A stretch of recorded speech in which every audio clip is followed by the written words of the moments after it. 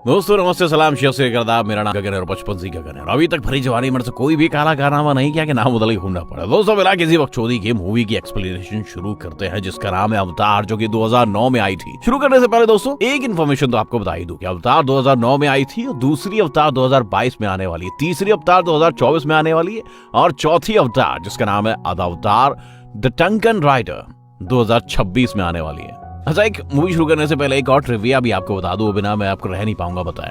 हमारे जो बॉलीवुड के दिग्गज एक्टर है ना गोविंदा, उन्होंने ये क्लेम किया है, पता नहीं भाई ये सच है या नहीं, पर उन्होंने अपने मुंह से क्लेम किया है कि जेम्स कैमरून जो कि इस फिल्म के डायरेक्टर हैं, उन्होंने पहले उनको साइन किया था इस फिल्म के लिए, सैम वर्थिंगटन जिन्होंने किरदार निभाया उसकी जगह। अब पता नहीं भाई साहब इसमें कितनी सच्चाई है। चलिए शुरुआत करते हैं। मूवी की शुरुआत में हमें एक आदमी दिखाया जाता है जिसका नाम जैक होता है। सॉरी जैक नहीं, जेक होता है। जेक। और जेक की आंख खुलती है एक पोर्ट में, और ये एक पोर्ट होता है जो कि स्पेस में ट्रैवल किया करता था दोस्तों। यहाँ पर इस आदमी को बहुत देर बाद होश आया था दोस्तों, और स्पेस पोर्ट में ऑलमोस्ट पता कितने साल तक, 6 साल तक था ये।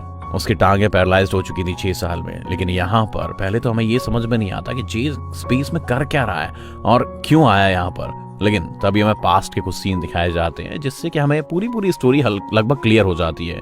जेक का एक बिल्कुल हूबहू ट्विन ब्रदर था। ट्विन ब्रदर तो यही होता है यार, मैं हूबहू क्या बोल रहा हूँ, जो कि बहुत अच्छा साइंटिस्ट भी था दोस्तों। और वो स्पेस में जाना चाहता था, उसे नई नई चीजें डिस्कवर करने का बहुत शौक था। लेकिन उसकी कुछ लोगों से लड़ाई हो गई, कुछ पैसों की वजह से उसे मार दिया गया। स्पेस में भेजने के लिए भी नासा का भी बहुत खर्चा हुआ था। तो जेक ये नहीं चाहता था कि सारे पैसे बर्बाद जाएं, और जो उसके भाई का जो ख्वाब था उसे खुद पूरा करना चाहता था। वो उसकी जगह स्पेस में चला जाता है किसी टूर शिपलैंड को देखने के लिए। वो यह जाने के लिए इसीलिए तैयार होता है क्योंकि वो पैरालाइज्ड होता है, और जो उसकी टांगों का इलाज था ना वो बहुत ज्यादा महंगा था। तो उसे ख्वाब होता है कि जिस मिशन पर वो जा रहा है अगर वो उसमें कामयाब हो गया तो ज्यादा पैसे उसे मिल सकते हैं और उसके बाद वो अपना इलाज करा सकता है। अब दोस्तों ये भी अपने भाई से कुछ कम नहीं था। मतलब ये साइंटिस्ट तो नहीं था, अंदर से ये मानसिक रूप से बहुत स्ट्रांग आदमी है। उसे खुद पर यकीन होता है कि वो ये कर लेगा। अगर बात की जाए उस प्लैनेट की, तो उस प्लैनेट पर ऑब्सेशन नहीं होती। उसके पास और भी जो लोग जाने वाले थे वो सब पहले एक जगह पर इकट्ठे होते हैं और वहां पर अपने लीडर से मिलते हैं। तो उनका लीडर उन्हें समझाने लगता है कि तुम लोगों ने किस तरह से वहां के हालातों को फेस करना है, और अगर कभी तुम्हारा किसी दूसरे क्रिएचर से सामना होता भी है तो तुम्हें बिल्कुल तैयार रहना है। इस तरह से उनको हराना है, और उन्हें सिखा रहा है कि कैसे बचना है। तभी जेक यहाँ पर एक आदमी से मिलता है और इन दोनों की ट्रेनिंग 3 साल एक साथ हुई थी दोस्तों। इनमें काफी अच्छी जान पहचान थी। तो वो आदमी जेक को उसका अवतार दिखाता है। इस अवतार में इंसानों के भी डीएनए थे और क्रिएचर्स की भी, जो कि उस प्लैनेट पर आ करते थे जहां पर ये लोग आए हुए हैं दोस्तों, जहां पर ये लोग रिसर्च कर रहे हैं, जिसके बारे में ये मूवी है अवतार। मैं अभी बता रहा हूँ ताकि आप बाद में कंफ्यूज ना हो। अब इनका प्रोजेक्ट शुरू हो जाता है, लेकिन तभी वहां पर उस प्रोजेक्ट की लीडर आती है और सीधा वो प्रोजेक्ट हेड के पास जाती है जिसने प्रोजेक्ट शुरू किया था। वो उससे कहती है कि तुम्हारा जेक को लाने का क्या मकसद है। तो वो उसे बताता है कि इसमें कोई पंगा नहीं है, वो समझदार है, तुम्हें पता भी है कि हम उस प्लैनेट पर जा क्यों रहे हैं। वो उसे कीमती स्टोन दिखाता है। वो कहता है कि हम उस प्लैनेट से ये स्टोन लेंगे, इसका 1 किलो 100 करोड़ का बिकता है धरती पे, यानी इसका 10 ग्राम 1 करोड़ का बिकेगा, समझ रही हो। तो तुम एक काम करो, जो हो रहा है वो होने दो, पैसा छापो डार्लिंग। वो चुप हो जाती है। फिर हम देखते हैं कि जेक को मशीन में डाला जाता है, जिससे वो अवतार बन के उस दुनिया में चला जाता है दोस्तों। वहां जो उसका पैसिव शरीर है ना अवतार वाला, वो वहां पर जागृत हो जाएगा अगर वो इस मशीन में जाएगा। तो उसको अवतार की बॉडी में बिल्कुल शिफ्ट कर दिया गया है। इसे पाके बहुत खुश है वो। अपने पैरों को भी महसूस कर सकता था, लंबे लंबे कान और उसकी पूंछ और लंबी लंबी चोटी।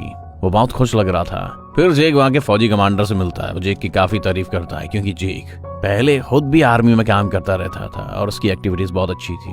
वो आर्मी वाला जेक से कहता है कि तुम बहुत आगे जा सकते हो, लेकिन वहां उस प्लैनेट पर जाके वहां के लोगों के साथ ज्यादा से ज्यादा टाइम स्पेंड करना, क्योंकि जितना टाइम तुम उनके साथ स्पेंड करोगे ना वो उतना ही तुम पे विश्वास करने लगेंगे। और तुम जानते हो ना कि इस प्रोजेक्ट का हेड भी यही चाहता है कि उस प्लैनेट से ज्यादा स्टोन हम निकाल सकें। इसके लिए पहले तो तुम उन क्रिएचर्स को वहां से हटा देना, और फिर तुम ये काम अगर अकेले ही कर लो तो बहुत अच्छी बात है। लेकिन अगर 2-3 महीने के अंदर तुम ऐसा नहीं कर पाए ना, तो हमें मजबूरन यानी ना चाहते हुए भी वहां पर हमला करना होगा और जंग छेड़नी होगी, वहां का सारा स्टोन लूटना होगा और सबकी बैंड बजानी होगी, क्योंकि स्टोन तो हमें लेना ही लेना है। वो आर्मी वाला बंदा कहता है कि इसके बदले में मैं तुम्हारी टांगे अपने पैसे पे ठीक करा दूंगा, कॉम्प्लीमेंट्री। व्हाट डू यू से। इस चीज के लिए जेक मान जाता है कहता है आइडिया बुरा नहीं है, सब फ्री पकड़ में मिल रहा है। वो लोग उस प्लेनेट पर पहुंच जाते हैं। वहां जाते ही जेक, जो कि एक अवतार होता है, वो बहुत खुश होता है, चीजों को छूने लगता है। तभी वो देखता है कि वहां पर बड़े बड़े जानवर भी हैं। एक अजीब सा जानवर जेक के पीछे पड़ जाता है, तो जेक एक झरने में छलांग लगा देता है। लेकिन अब वो अपनी टीम से अलग हो चुका था। जेक अपने लिए एक हथियार बनाता है। उसकी टीम उसे बहुत ढूंढती है, लेकिन वो उसे नहीं मिलता। तो वो लोग यहाँ से ये सोचते निकल जाते हैं कि जेक का तो राम नाम सत्य हो गया और ये खतरनाक प्लेनेट है, क्या पता जेक का क्या हाल हो। जेक वहीं जंगल में होता है। तभी हम देखते हैं कि कोई लड़की उसे वहां पर देख रही होती है, और वो उसी प्लेनेट की क्रिएचर होती है जहां पर जेक अभी है। वो जेक पर तीर चलाने ही वाली होती है कि तभी उस पर एक फूल आकर बैठता है, और वो अपना डिसीजन बदल लेती है और वहां से चली जाती है। रात को जेक के पीछे उस जंगल के काफी खतरनाक जानवर पीछे पड़ जाते हैं और उस पर अटैक ही करने वाले होते हैं, लेकिन जेक उनसे बचता हुआ आग जलाते हुए संघर्ष कर रहा था। तभी वहां पर नेत्री आकर उसे बचा लेती है। जी हाँ, इस लड़की का नाम नेत्री है। लेकिन इस दौरान वहां के कुछ जानवर भी मारे जाते हैं, तो नेत्री को गुस्सा आता है और वो जेक से कहती है कि तुम्हें बचाने के चक्कर में मेरे एक जानवर मारे गए। जेक उससे कहता है कि गुस्सा चीज इसका दिखा रही हो, अगर तुम्हें जानवरों की इतनी फिक्र थी तो मुझे बचाया ना होता, क्यों बचाया मुझे।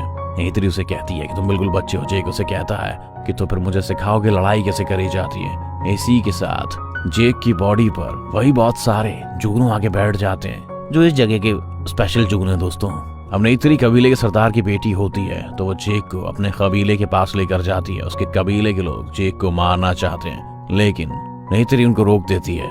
एक क्रिएचर है जिसको ये बात बिल्कुल भी अच्छी नहीं लगती कि नेत्री इसको कायली बचाना चाहती है, क्योंकि यही लौंडा आगे जाके इस कबीले का सरदार बनने वाला है दोस्तों। लेकिन नेत्री की मम्मी, जो कि वहां की रानी होती है, वो नेत्री से कहती हैं कि तुम जेक को चीजें सिखाओ, मैं तुमको इजाजत देती हूँ। यहाँ दूसरी तरफ दोस्तों हम देख रहे हैं कि जेक की असली दुनिया में आंख खुल जाती है। यानी वो यहाँ पर जाकर सबको बताने लगता है कि मैंने उन लोगों का ट्रस्ट जीतने के लिए पहला स्टेप तो पार कर लिया, जिससे सुनकर काफी खुश हो जाते हैं सब लोग। अब वो इस दुनिया में वापस नेत्री उसको काफी चीजें सिखाने लगती है, जैसे कि हॉर्स राइडिंग वगैरह। दूसरी तरफ हम उस प्रोजेक्ट के लीडर को देखते हैं, जो कि अपनी टीम को लेकर इस जगह पर आ जाते हैं।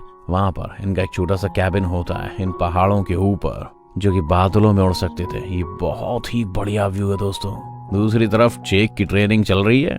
देखते ही देखते जेक की काफी अच्छी ट्रेनिंग हो जाती है और वो वहां की ज्यादातर बातें सीख जाता है। हॉर्स राइडिंग करना, शिकार कैसे करना है, सबसे बड़ी बात वहां के प्राकृतिक सौंदर्य को देखना, उससे प्रेम करना सीखना। मैत्री जेक को एक जगह पर लेकर जाती है, जहां पर उसे क्रिएचर से मिलवाती है। वो कहती है कि इसे उड़ सकता है, और इसकी खासियत पता है क्या है, कि ये अपनी सवारी खुद ही चुनती है। मतलब एक ही इंसान की एक ही सवारी होती है, सारी जिंदगी उसी के साथ मिलकर रहना होता है और उसी को लेकर उड़ता है, उसके अलावा किसी को नहीं चुनता। सबसे खतरे वाली बात यह है कि इसको चुनने से पहले तुम्हें बहुत केयरफुल रहना होगा, ये तुम्हें मार भी सकता है। अब ऐसा ही होता है, लेकिन जल्द ही जेक एक परिंदे को चुन लेता है और उस पर काबू पाकर उड़ने लग जाता है। बाकी लोग भी अपने अपने पक्षियों पर उड़ रहे हैं, बहुत एंजॉय कर रहे होते हैं। बहुत ही खूबसूरत जगह है दोस्तों। लेकिन तभी इनके पीछे यहाँ का सबसे बड़ा येलो ड्रैगन पड़ जाता है। ये इन सब का दिग्गज है। ये जितने भी उड़ने वाले पक्षी है ना, इन सब का पापा यही है। पापा इन द सेंस कि ये सबसे बड़ा वाला, इसकी सवारी कोई नहीं कर पाता। ये इनके पीछे पड़ता है, लेकिन किसी तरह से जेक और नेत्री बच जाते हैं। अब जेक नेत्री से पूछता है कि ये बड़ा वाला कौन था, पीला वाला डायनासोर जैसा। तो नेत्री उसे बताती है कि ये हमारे एंसेस्टर्स की एक सवारी थी। उनके अलावा सिर्फ एक ही व्यक्ति हमारे एंसेस्टर में हुआ जो इसकी सवारी कर सका, और आज तक कोई नहीं कर पाया।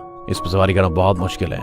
इसके बारे में ये भी माना जाता है कि जो इसकी सवारी करेगा वो दुखों को खत्म भी कर सकता है और खुशहाली ला सकता है। जेक को यहाँ पर 3 महीने गुजर जाते हैं, तब कर्नल उसे वापस बुलाता है और कहता है कि जो काम मैंने तुम्हें कहा था, लगता है तुम भूल रहे हो वो काम। जेक कहता है कि नहीं, मैं भूल नहीं रहा हूँ, बस कल उनका एक इवेंट है जिसमें वो सारे लोग मुझे एक्सेप्ट कर लेंगे, यानी मैं भी उनका हिस्सा बन जाऊंगा। तो कर्नल कहता है कि अगर तुम ऐसा नहीं कर पाए ना, तो वापस तुम्हें जमीन में भेज दूंगा मैं। जेक कहता है टेंशन ना लो, मैं कल उनको उस जगह से हटा दूंगा। कर्नल कहता है कि चलो देखते हैं भैया। अगला दिन आ जाता है और वो फंक्शन आ जाता है जिसमें सब लोग, उस जगह पर रहने वाले सारे क्रिएचर्स जेक को अपना लेते हैं। नेत्री जेक को आत्माओं वाली जगह भी दिखाती है जहां पर सब कुछ चमक रहा था। यहाँ पर नेत्री जेक को यह भी बताती है कि तुम चाहो तो इस कबीले में से किसी भी लड़की को चुन सकते हो। तो जेक उनसे कहता है कि मुझे तो तुम अच्छी लगती हो। यहाँ पर नेत्री मुस्कुराती है, लड़की पट गई। ओए ओए। अगले सीन में हम देखते हैं दोस्तों कि कर्नल सोचता है कि जेक तो भैया पड़ गया लवाओं के चक्कर में, वो अपना काम शुरू कर देता है और वहां पर तहस नहस करने लग जाता है, जिस देख के सारे कबीले वालों को गुस्सा आ जाता है। जेक उनको रोकने की काफी कोशिश करता है, लेकिन वो तो रुक ही नहीं रहे थे। ये सब देखकर वो क्रिएचर जो उस कबीले का सरदार बनने वाला था वो जेक पर हमला कर देता और कहता है इसी की वजह से हुआ सब। नेत्री उसको बचाती है तो उस प्रोजेक्ट की लीडर कर्नल से कहती है कि जरूरी नहीं है कि तुम उनकी जमीन खोद कर उनके पवित्र पेड़ों को गिरा कर ये पत्थर हासिल करो, ये गलत है। तब तक जेक भी वहां पर आ जाता है। वो आके इनको समझाता है। उस प्रोजेक्ट के हेड से भी कहता है कि आप लोगों को ये पत्थर क्यों चाहिए। वो लोग नेचर को बहुत पसंद करते हैं, वो लोग मर जाएंगे लेकिन यहाँ से कभी नहीं जाएंगे। तो कर्नल कहता है कि हमें इससे कोई फर्क नहीं पड़ता, अगर वो नहीं जाएंगे तो मैं तुम्हें पहले ही बता चुका हूँ कि हम जंग करेंगे और ऐसा ही होगा, वो भी कल सुबह। सब लोग जेक को समझाने की बहुत कोशिश करते हैं लेकिन वो कहाँ सुनता है। और वो आर्मी वाला भी कहाँ सुन रहा था। वो कहता है कि बस कल तक का मौका दे रहा हूँ, तुम वापस अपने अवतार में कल जा सकते हो और उनको ये वार्न कर सकते हो कि तुम लोगों के पास ये आखिरी मौका है। जेक अपने अवतार में चला जाता है और दोबारा से उस प्लेनेट पर चला जाता है जहां पर जेक जाकर सबको सब कुछ सच सच बता देता है कि मुझे यहाँ पर इसलिए भेजा गया था क्योंकि मैं लोगों को इस जगह से हटा सकूं, क्योंकि हमें यहाँ से कुछ जरूरी चीजें चाहिए। नहीं तो ये सब सुन के रोने लगती है और चिल्लाने लगती है कि तुमने मुझे धोखा दिया है, तुम अब तक ड्रामा करते आ रहे थे। उस जगह के क्रिएचर्स जेक और वो जो लेडी लीडर जो कि जेक के साथ आ गई थी वहां पर उनको कैद कर लेते हैं। तभी वहां पर कर्नल अपने लोगों के साथ आ जाता है। जेक उसे मना भी कर रहा होता है लेकिन फिर भी उसे कोई फर्क नहीं पड़ता। इस कबीले के लोग उन पर हमला करने लगते हैं। लेकिन भैया वो तीर कमान से आज की लेटेस्ट टेक्नोलॉजी का कैसे काउंटर करेंगे तो आप जानते ही हैं। कर्नल उन पर बॉम्ब छोड़ने लगता है, मिसाइल्स दागने लगता है जिससे हर तरफ आग लग जाती है और कबीले के लोग बुरी तरह से घायल हो जाते हैं। तभी एक लेडी क्रिएचर जेक के पास आती है और उसे खोलते हुए कहती है कि हमारी जान बचाओ। लेकिन इतनी देर में कर्नल उनका जो सबसे पवित्र पेड़ था उसको गिरा देता है। कबीले के लोग काफी दुखी हो जाते हैं और उन इंसानों पर बहुत ज्यादा गुस्सा आ रहा होता है। इन सब के बीच में नेत्री के पिता, उनकी भी डेथ हो जाती है। इस प्रोजेक्ट का हेड कर्नल से कहता है कि जेक और उस प्रोजेक्ट के लीडर को अरेस्ट कर लिया जाए।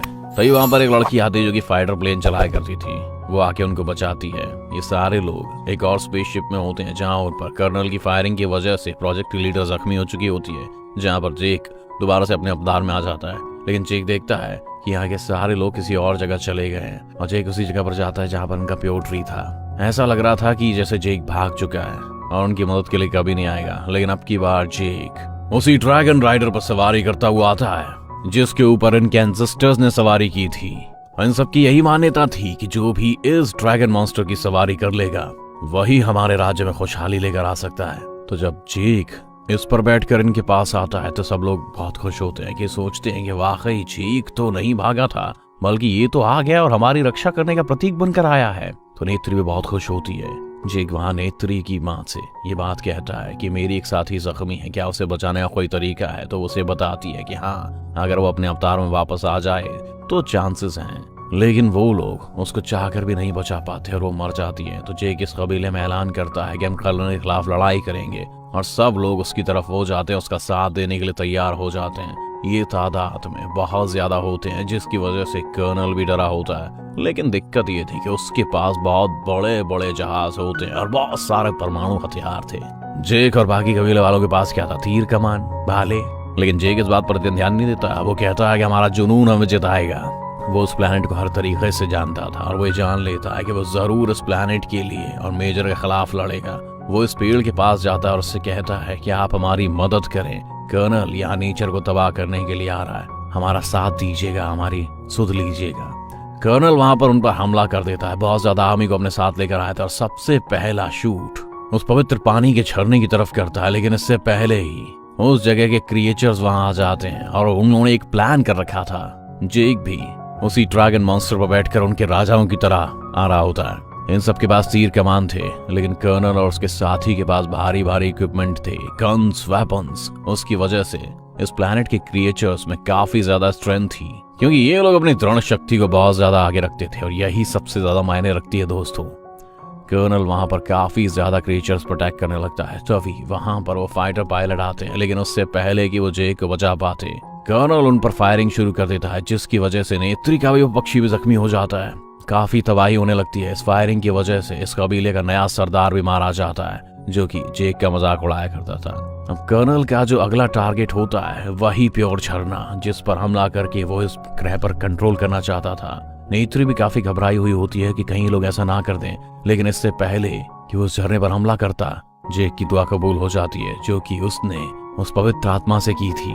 दूसरी तरफ से बड़े बड़े से परिंदे आने लगते हैं जिन पर गोलियों का कोई असर नहीं हो रहा था, और वो कर्नल पर, उन सब लोगों पर जिन्होंने हथियार पकड़े होते हैं, जो गोलियां चला रहे होते हैं, उन पर अटैक करते हैं, उन्हें ध्वस्त कर देते हैं। जिस जहाज से ये लोग विध्वंस करने वाले थे, जेक उस पर हमला करके उसे गिरा देता है। वो जहाज तबाह हो जाता है, यानी कि उनके पवित्र चलने को अब कुछ भी नहीं होगा। अब जेक उस जहाज पर भी हमला कर देता है, जिससे उसका जहाज भी तबाह हो जाता है। कर्नल अपने जहाज से नीचे जंप लगा देता है, लेकिन जेक उससे कूद के अपनी जान बचा लेता है। तभी कर्नल को वो कैबिन नजर आता है जिसमें जेक जिंदा होता है, जेक का ह्यूमन वर्जन जिसमें वो बेहोश था। वो सोचता है कि उस पर हमला करके जेक कोई निपटा देगा तो उसका अवतार वर्जन तो अपने आप ही मर जाएगा। लेकिन इससे पहले नेत्री आ जाती है। वो कर्नल से बहुत लड़ती है, लेकिन यहाँ पर वो कमजोर पड़ रही होती है। तभी वहां पर जेक आ जाता है। जेक कर्नल को अपने ह्यूमन वर्जन को मारने के लिए रोकता है, लेकिन कर्नल उसकी चोटी पकड़ लेता है और उसे हवा में उठा लेता है। उसे बहुत ब्लैकमेल कर रहा होता है, कहता है कि मैं तुम्हें मार डालूंगा। लेकिन इससे पहले कर्नल जेक को हाथ भी लगा सके, नेत्री आके अपना तीर चलाती है जो कि सीधा कर्नल के दिल में लगता है। और अब इस बार कर्नल वाकई मर चुका था। तभी जेक भी बेहोश हो जाता है क्योंकि उसे भी बहुत चोट आई थी, और वो अपने ह्यूमन वर्जन में यानी कि कैबिन में वापस आ जाता है। उसे सांस नहीं आ रही थी क्योंकि यहाँ पर ऑक्सीजन की काफी कमी होती है। लेकिन तभी यहाँ पर नेत्री आकर उसे ऑक्सीजन मास्क लगाकर बचा लेती है। दोनों मुस्कुराते हैं क्योंकि नेत्री ने जेक की जान बचाई थी और जेक ने नेत्री का पूरा प्लेनेट। अंत में अब देखते हैं कि बाकी सभी इंसानों को जमीन पर भेज दिया जाता है और सिर्फ जेक को वहां पर रखा जाता है, और सिर्फ उन लोगों को जो कि इन क्रिएचर के साथ मिलकर रहने वाले थे। जेक को हमेशा के लिए उसके शरीर से निकाल के इस अवतार कैरेक्टर में बदल दिया जाता है, और अब वो नेत्री के साथ उस प्लैनेट पर बहुत ज्यादा खुश होता है। इसी के साथ ये खूबसूरत मूवी यहीं पर दी एंड हो जाती है। दोस्तों, आपको कैसी लगी हमें कमेंट करके जरूर बताएं, और हमारा चैनल अभी नया है तो सब्सक्राइब भी करें। धन्यवाद।